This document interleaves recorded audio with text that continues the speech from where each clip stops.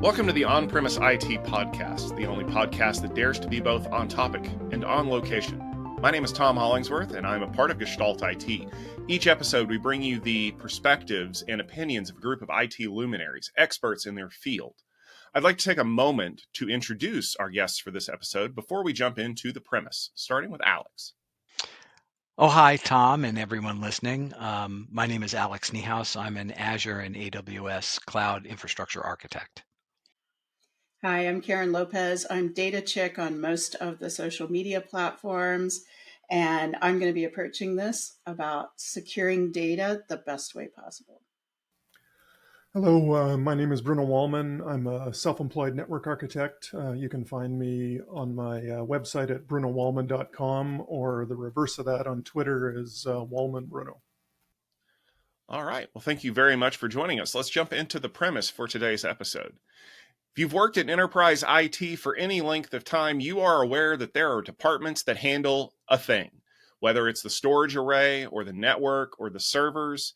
There's this silo, if you want to call it that. And in that silo, we do the thing, and we do that thing, and we don't do any other things. And you just leave that to us, and we'll take care of it. And that's been the mentality for a number of years. But there's one silo that seems to be contentious, and that is our friends over in the security department, because they have to see what's going on everywhere else to be able to keep us safe, sound, and secure. And that can raise the hackles of some other people out there. And this silo mentality is something that a lot of people have written books about that causes us to face additional challenges.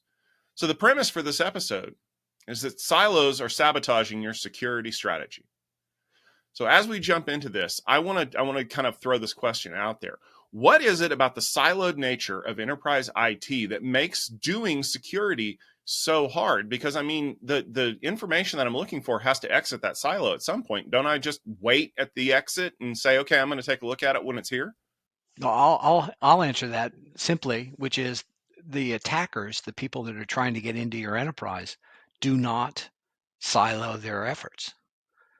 They come in, they attack your network, they look around, they wait, they hit your apps, they hit your infrastructure. They have a holistic approach that you have to adopt if you want to have any chance of thwarting them or protecting yourself. So in general, I like that idea, Alex, because you're absolutely right that people don't think in silos when they're attacking an organization. But on the flip side of that, if I am reacting to what they're doing, isn't that putting me on the back foot already? Because I'm trying to adjust to what they're doing as opposed to getting out in front of them and using a more proactive strategy to secure my data, to create zero trust boundaries. I feel like that just reacting to the way that people are attacking my infrastructure, as soon as they change what they're doing, I'm going to be back at square one. Well, I don't want to dominate the conversation, but no, frankly, Tom, I disagree. Let's look at a typical entry point for, malware, right? It's a phishing attack, right? So you're going to try and protect yourself against an email kind of capability. But what the attacker wants is they want to get into, I'm just going to use the Microsoft environment, they want to get into your directory. They want to get into your Active Directory and get out from that. And Karen's expertise is data. I'm sure she knows that it's incredibly dangerous for SQL databases that are accessed via Windows-style authentication to be exposed to an attacker who has been monitoring what's going on in your network for 6 months through a phishing attack. So I think your premise is exactly right, that silos and the typical IT approach to them, where we had to have specialization to scale, makes responding to today's security threats very hard. Like, I also come across this, like I am aware, especially of state sanctioned or state sponsored external attackers. But most of what I do, especially like in the Azure SQL DB and the SQL Server world, is I also look at protecting the data from internal, both malicious and just idiotic things that happen. And that's why but my security people are kind of accusing me of being a silo because I want to enable the features in SQL Server, such as always encrypted, uh, ledger tables, which are also called blockchain tables in other database systems, that make tampering very evident.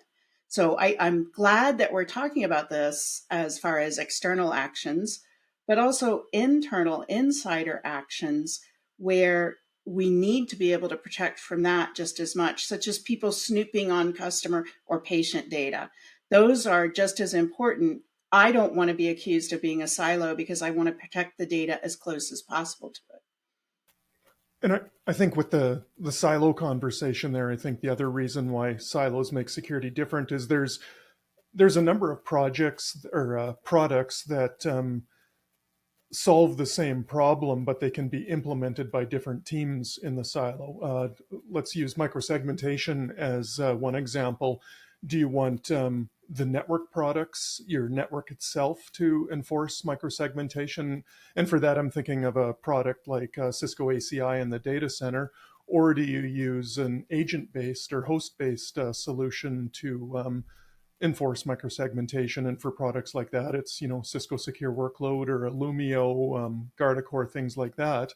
When you figure out who's going to implement that, it's often a disagreement between the server team and the network team about where that solution lives, because ultimately they're there to keep the lights on, and the network team would want to see the server team implement agents for microsegmentation, and the server team usually wants the network to implement microsegmentation. So there's that battle with cross silo solutions for security.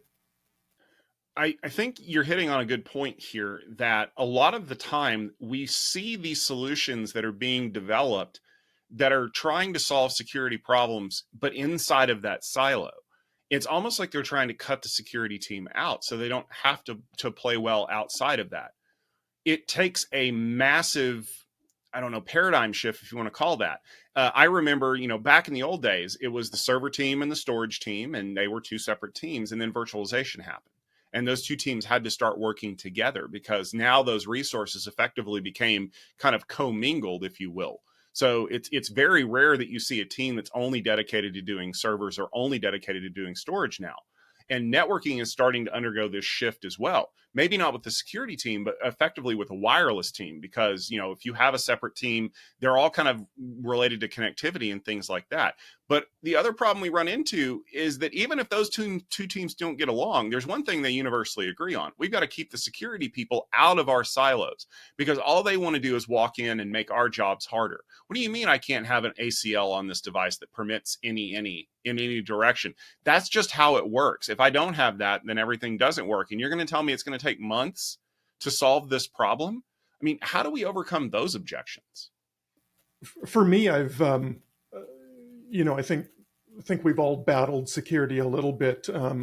Recently, I've made friends with different security departments because we've combined efforts to get what we want. I've worked for, I've had customers that have network shops where they're sorely lacking in any type of visibility, both into their application traffic and anything going across their network.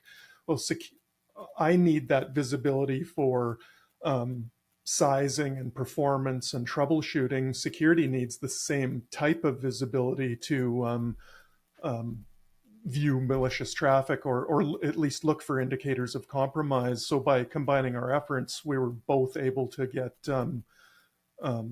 visibility solutions implemented at these various places. So I think if you can find ways or common goals rather than a goal by security that may restrict you on the network side, if you can find those common goals that work towards the same thing, I think that builds the foundation of better trust, where then you can then get to those harder topics to discuss. I think, Bruno, you're onto something important, though. But it feels like a mismatch to me. And the mismatch is that you have these awareness tools, SIEMs, for example, which just drown you in data, right? And that forces the security organization to be fundamentally policy driven, right? And your IT organization is technology driven or infrastructure driven in my world specifically. And there's a cognitive tension there, if you know what I mean, right? I've often seen in large clients a security policy implemented poorly in technology that doesn't deliver on what the security framework was attempting to implement. You know what I mean? So, for example, um, Azure web apps that have um, application gateway OWASP rules activated and an exception process to turn them off, but not any real understanding of why you have to turn it off for that particular application, if you know what I mean, right? But it's the pressure of delivering production applications that puts these two organizations at each other's not at each other's throats, but there's a tension there, right? So awareness is what the security people want, and I think the technology people are able to deliver that, but in reams of information. Who's really watching all the data that comes into a scene? So I think there can be too much awareness, really, and too little understanding of the underlying technology. It's kind of, I think, a fundamental tension. I think there's a lot of awareness, understanding, and the ability for a lot of engineers, whether they're on the development team, the DBA team, or anything, of why security people want the things they do. So I do agree with Tom. I've seen that where the security people just have a rule and they just want it enforced, whatever. But I'm also dealing with things right now on a volunteer project where the developers are pushing back on whether they should be required to have multi-factor authentication, whether they should be allowed to develop on their own laptops, whether they should be allowed to do this, or this. And the thing I keep pointing out to them is you are breaking my number one security rule is you are using copies of production data to do dev and test. And every organization does it, even if they won't admit to it. And therefore, their laptop and all of their access policies should be the same because they're using production data. But no, I'm on the bad side there, being on the data security team, pointing out that if you want to play with production data, you have to have all the same protections and maybe more because you're taking your laptop on the bus and you're leaving it in the back of an Uber. I feel like the silos that we're talking about here, everyone, really have a giant, it depends on it, like all good questions. I think that we really do need to figure out how much is too much security and how much is radically not enough, but I'm biased. And I think that you bring up a good point here, Karen, about the whole, these silos depend on a lot of other things, because we've learned over the years that doing tech for the sake of tech doesn't get us anywhere. You can build the coolest widget imaginable, and if there's no reason for us to have it, it just kind of falls by the wayside.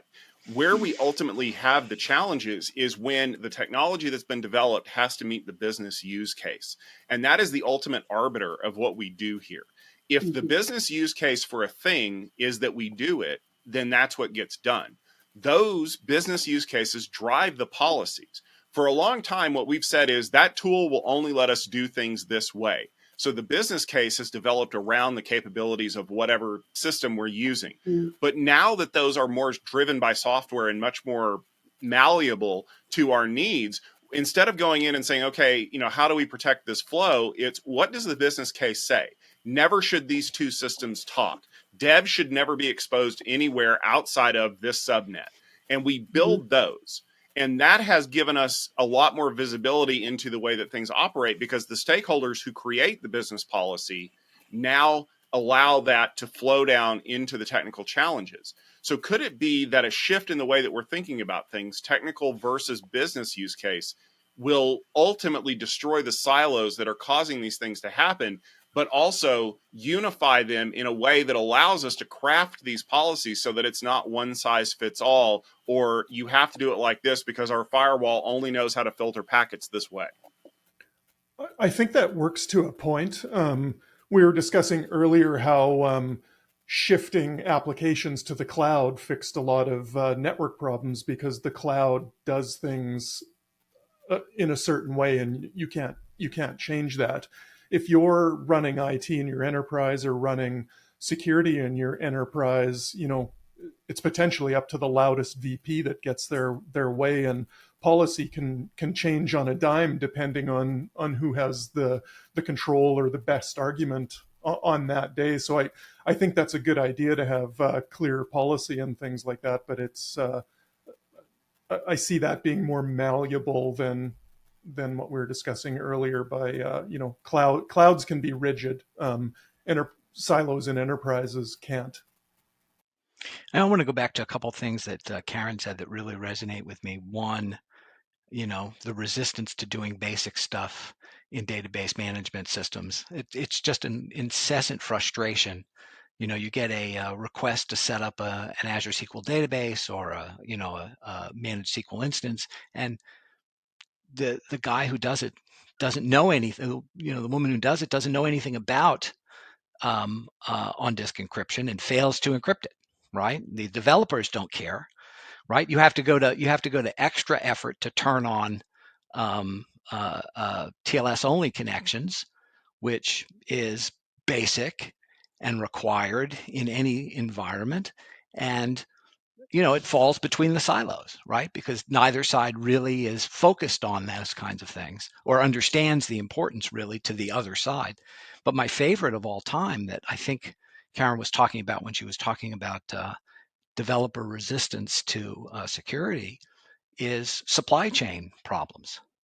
I mean, how many times have we had a developer just import a library or an object, a Python library, or, worse, something from the NPM library that is poisoned, right? Because of the name, that's been name poisoned. So there is there's a very deep silo impact effect here, which is that unless you understand what developers are developing and how they're developing and how it interacts with all of the infrastructure that supports it, you don't have a very good opportunity to approach security holistically. And it's a real problem. I think Karen's I like this.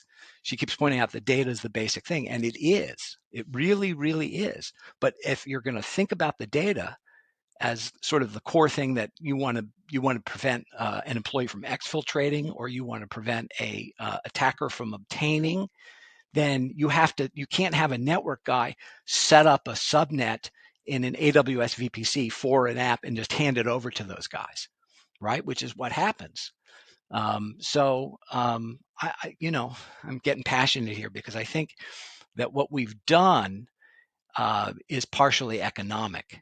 We get people who are in their lanes, in their wheelhouses, and we have a value assigned to what those people are worth, and we really pay them to stay in that lane.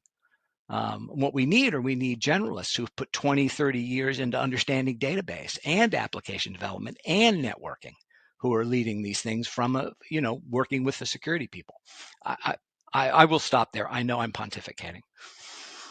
Well, I think part of the problem that we run into is that we need people who have a holistic view of that are outside of that particular silo, but we don't respect their opinions when we do promote them to CIO or CISO or give them the capability to affect change in those organizations. Because, well, you may know a little bit about everything, but I am the expert in this one very specific thing. And in an organization, resources are always under contention, right? Whether it's resource, available hours to work on a problem, or available money to buy things, or available cycles to create stuff. We're always trying to balance what those things are capable of. So as someone who's a stakeholder in a business, I have to take the input that I need and apply it in a way that gives me the most return for my investment. So what are some things that I can do, let's just say as a CIO, to help lower the walls of those silos and create an organization that is more secure, but that isn't going to starve me of resources? I think the first thing you should do is be attacked by a massive state actor criminal organization, and then you learn how to do that really fast. So I'm being facetious here, but I can tell you of the organizations that I've talked to about these very famous breaches or attacks, that's what it took to convince everyone that security is everyone's job. And yes, good security might slow you down as a developer or a DBA or a business analyst or even an end user. Oh, sorry. Yeah, what you make there is a good point, Karen. Hopefully they, can do something before they get attacked. Instead of plugging holes while the boat is sinking. I was lucky enough to work for a customer that did just that, but it took these high profile breaches of other companies in our local regional area that finally had the board, and it was the board of the big board of the company, not just the CIO and the CISO or anything like that. It was the board that said, well, we better check on our own security. So they brought in auditors, forward thinking about that rather than waiting for their own attack. But yeah, unfortunately, it might take an attack for those companies that aren't forward thinking. So Karen, you're firing all the synapses I have left. Well, let me offer something practical. So change the way you write job descriptions when you're recruiting. Today, I don't know about you, but when a recruiter calls me or I'm talking to a client about a potential contract, they want very specific silo things.